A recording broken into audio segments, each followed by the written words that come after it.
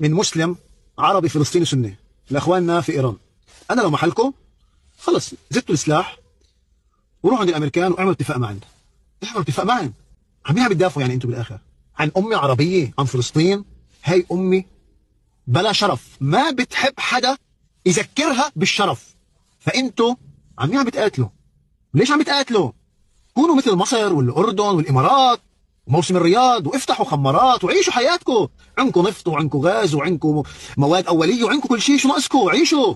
عيشوا زي ما بتاع الحيوانات عايشه. عيشوا. عيشوا مثل الامارات ومثل السعوديه ومثل الكل ومثل قطر. ليش هاي التناحة يا بس الراس اللي عندكم؟ ليش بدكم تضلكم متبنين الشرف بعالم ما فيه شرف؟ انا مش قادر افهم ليه بعدكم الان عم بتقولوا لا لامريكا واسرائيل، كله خاضع لها. ليش بس انتوا يا احفاد الحسين؟ ليش بس انتوا؟ يا اخي كل العالم بلا شرف، انتوا بس اللي بدكم عندكم شرف. خليكم بلا شرف مثل الناس. عيشوا، خلوا شعبكم يعيش يا عمي. هاي كل العالم عايشه، كل العالم مبسوطه. العالم ما بدها حروب. العالم بدها نتنياهو يحكمها، بدها صباط نتنياهو فوق كل العرب. شو هاي الحميه اللي عندكم؟ يا والله انا ما فاهم. بدكم تقاتلوا امريكا وتقاتلوا اسرائيل. ليش؟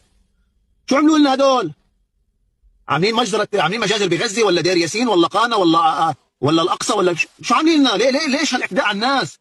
ليه عم بتذكروا الامه العربيه اللي بلا شرف انه بلا شرف؟ ليه عم يذكروا هاي الحكام انه انتم بلا شرف؟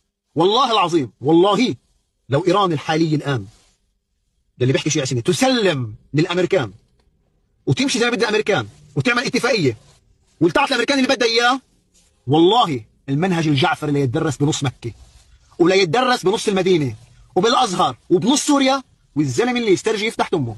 الزلمه اللي يسترجي يفتح تمه.